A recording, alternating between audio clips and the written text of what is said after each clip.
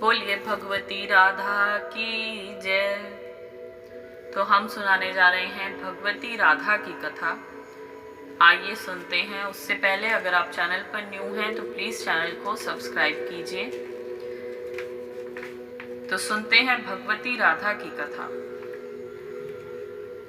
भगवान श्री कृष्ण की हार्दिनी शक्ति ही रासेश्वरी श्री राधा है। श्री कृष्ण के प्राणों से ही इनका आविर्भाव हुआ। श्री कृष्ण इनकी नित्य आराधना करते हैं, इसलिए इनका नाम राधा है। और श्री कृष्ण की ये समग्र रूप से आराधना करती हैं, अतः ये राधिका हैं। ये निर्वाण का दान करती हैं, इसीलिए राधा नाम से कीर्तित हुई हैं। नृग पुत्र राजा सुचंद एवं पितरों की मानसी कन्या कलावती का वृषभानु गोप एवं कीर्तिदा गोपी के रूप में पुनर्जन्म हुआ। यथा समय दोनों का विवाह होकर पूर्ण मिलन हुआ। वृषभानु गोप एवं कीर्तिदा ने पूर्व जन्म में पति पत्नी के रूप में दिव्य 12 वर्षों तक तप करके ब्रह्मा को संतुष्ट किया था।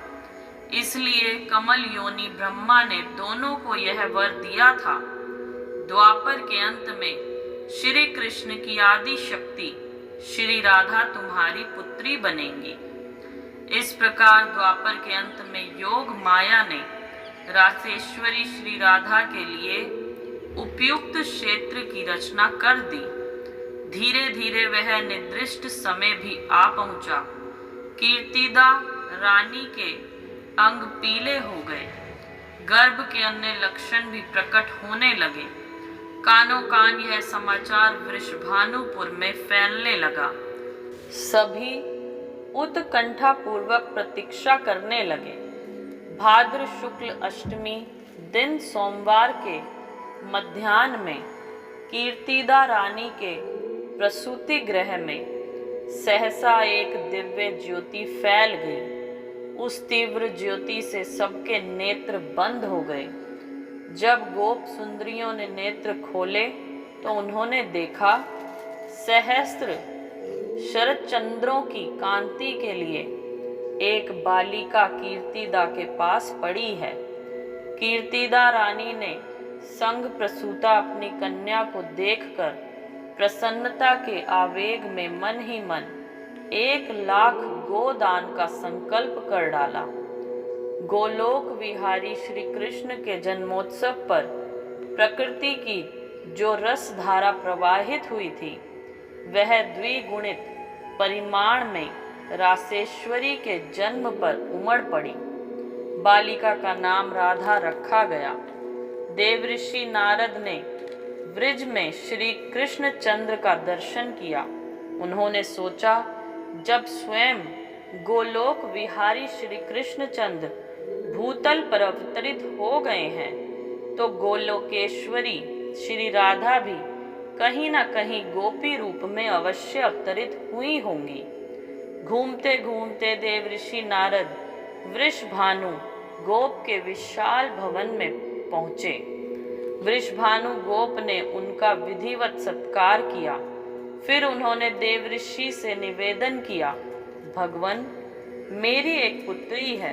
वह सुंदर तो इतनी है मानो सौंदर्य की खानी हो, किंतु हमारे विशेष प्रयास के बाद भी वह अपनी आंखें नहीं खोलती है।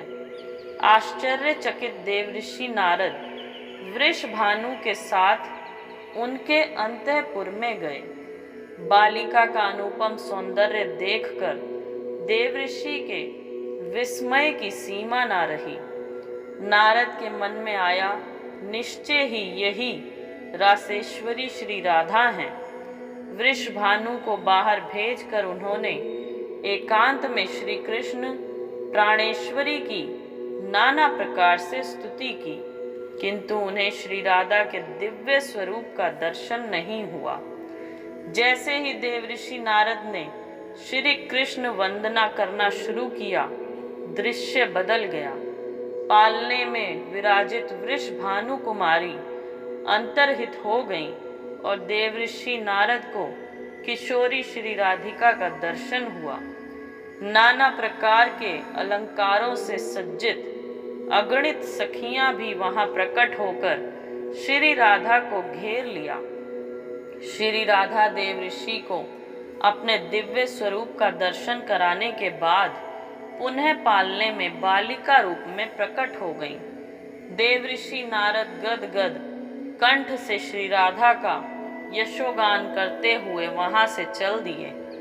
भगवान श्री कृष्ण की लीला सहचरी श्री राधा के विषय में साम रहस्य का कथन है कि इन्हीं के कारण रस स्वरूप परमात्मा की कृपा प्राप्त होती है, इसीलिए ये राधा हैं।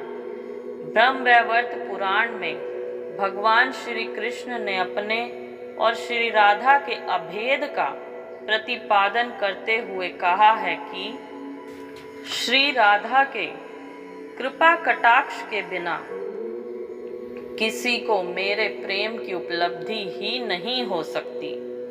वास्तव में रस सागर श्री राधा कृष्ण एक ही देव हैं, केवल क्रीड़ा के लिए दो रूपों में प्रकट होते हैं। श्री कृष्ण की प्राप्ति और मोक्ष दोनों श्री राधा जी कृपा दृष्टि पर ही निर्भर है। बोलिए भगवती श्री राधा की जय। बोलिए भगवती श्री गंगा की जय। तो अब हम आपको सुनाने जा रहे हैं भगवती गंगा की कथा। हिंदू सनातन परंपरा में भगवती गंगा की महिमा सर्वविदित है। आस्तिक जन इन्हें अशरण शरण्या, मुक्तिदायिनी, परम करुणामयी और तीर्थों की जननी के रूप में जानते हैं। ये त्रिपथगात स्वर्ग लोक, मृत्यु लोक और पाताल लोक को पवित्र करती हुई प्रवाहित होती हैं। विष्णु धर्मोत्तर पुराण में भगवती गंगा को त्रैलोक्य व्यापिनी कहा गया है। पद्म पुराण के अनुसार संगति के इच्छा रखने वाले लोगों को पाप बुद्धि का परित्याग करके लोक माता गंगा जल में स्नान करना चाहिए। वाल्मीकि रामायण के अनुसार गंगा की उत्पत्ति हिमालय की पत्नी मैना से बताई गई है। गंगा उमा से ज्येष्ठ थी। अपने पूर्वजों के उद्धार के लिए भगीरथ ने ब्रह्मा जी की कठोर तपस्या की। ब्रह्मा जी भगीरथ की तपस्या से प्रसन्न होकर भगवती गंगा को पृथ्वी पर भेजने के लिए तैयार हो गए। गंगा को धारण करने के लिए भगीरथ ने अपने तप से शिव जी को संतुष्ट किया। भगवान शंकर ने गंगा जी के वेग को रोकने का उन्हें आश्वासन दिया। 1 वर्ष तक गंगा भगवान शिव जी की जटाओं में भटकती रही। अंत में प्रसन्न होकर भगवान शंकर ने अपनी जटा से गंगा जी की एक धारा को छोड़ा। भगवती गंगा भगीरथ के पीछे पीछे कपिल मुनि के आश्रम में गईं। वहां उन्होंने कपिल मुनि के शाप से भस्म सगर पुत्रों का उद्धार किया।